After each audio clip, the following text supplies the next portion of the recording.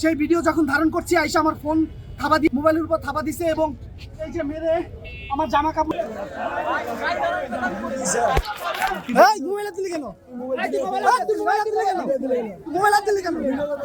আমার বুম টুম সব কেড়ে নিয়ে গেছে এবং আমার মোবাইল ছিল একটা, সেই মোবাইলটা আমি খুঁজে পাচ্ছি না। তারা মোবাইলের উপর থাবা দিছে এবং এই যে মেরে আমার জামা কাপড় এবং মেরে এই জামাকে রক্তাক্ত করে ফেলছে।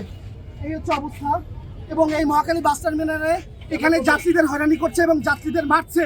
সেই ভিডিও যখন ধারণ করছি আইসা আমার ফোন থাবা দিয়ে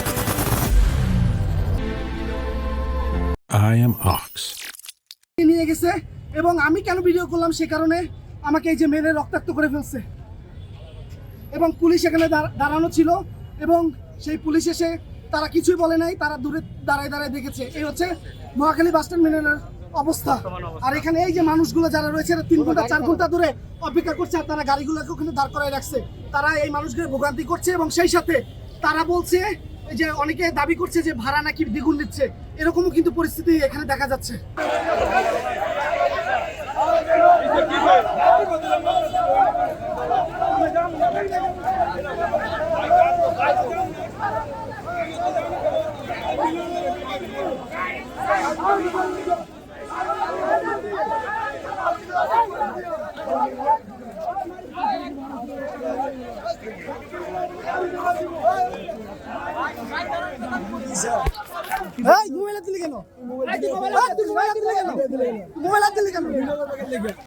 আপনারা থাকতে সাংবাদিক গায়ে হাত দেয়, ওরা হাত দিল কেন? আপনারা থাকতে সাংবাদিকের গায়ে কেন হাত দিল? সাংবাদিকের গায়ে কেন হাত দিল? সাংবাদিকের গায়ে কেন হাত দিল? সাংবাদিকের গায়ে কেন হাত দিল? আমাকে দেখেন, আমাকে মেরেছে এই এই এই জায়গাটিতে মহাখালী বাস টার্মিনালে সংবাদ সংগ্রহ করতে এসেছি এবং দেখেন মেরে কি অবস্থা করছে।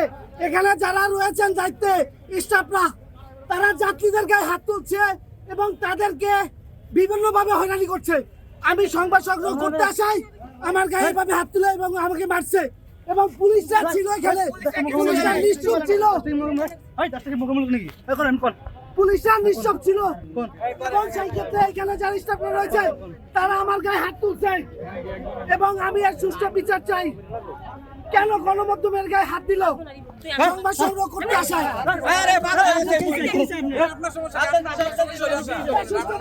যারা মারছে। আমরা আছি মহাখালী যে বাস টার্মিনাল রয়েছে সেখানে এবং এখানে পুলিশ থাকা অবস্থায় যাত্রীদের গায়ে হাত তুলছে এবং সেই তথ্য ধারণ করাতে গণমাধ্যমের উপরে হামলা করেছে। এখানে যারা দায়িত্বে যারা কর্মকর্তা এবং এখানে যারা বাসের দায়িত্বে যারা রয়েছেন এবং পুলিশ সদস্যরাও এখানে রয়েছেন, কেউ এসে কোনোভাবে সেভ করার চেষ্টা করেনি তারা।